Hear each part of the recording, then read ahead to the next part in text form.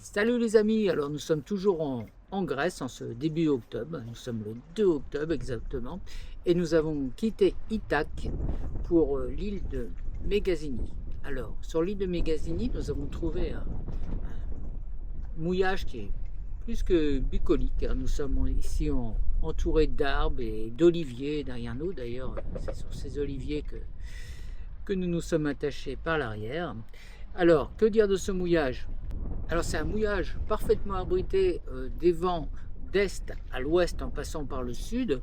Les fonds sont de très bonne tenue, c'est du sable et du gravier. L'encre se croche parfaitement dedans et les berges sont assez franches, hein. Il n'y a pas de rochers sur les côtés, très peu, et vous pouvez approcher très près de la plage à laquelle nous sommes. Là, vous pouvez vous approcher une vingtaine de mètres, il y a encore 2,50 m, 3 mètres d'eau. Alors comme d'habitude, on mouille à la méditerranéenne, c'est-à-dire l'ancre devant, vous laissez filer, et derrière vous pouvez vous attacher. Alors on n'a pas trouvé de rocher pour s'attacher, donc on s'est attaché aux oliviers qui sont derrière nous. Alors n'oubliez pas, si vous vous accrochez sur les arbres, de mettre une protection. Moi, je mets toujours un bout de chambre à air, quelque chose comme ça, qui évite d'abîmer le tronc. Donc ça, c'est important. Pareil pour les racines, si vous décidez de vous accrocher non pas sur la plage, mais sur les bords là, vous avez des racines un peu apparentes, évitez de trop vous accrocher aux racines, car les arbres vont souffrir. Donc toujours bien protéger ce qui nous entoure. Ça, c'est primordial.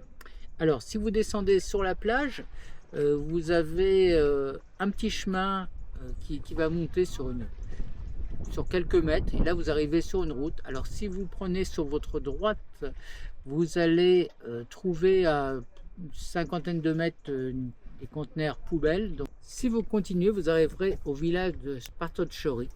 Alors, ça doit faire 2 km, peut-être 3 km par la route.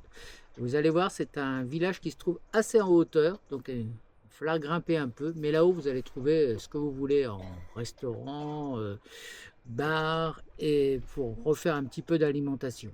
Et si vous prenez à gauche, là vous arriverez au village de Vati. Là c'est beaucoup plus plat, et bon, il y a une petite supérette, pas mal de bars et un ou deux restos.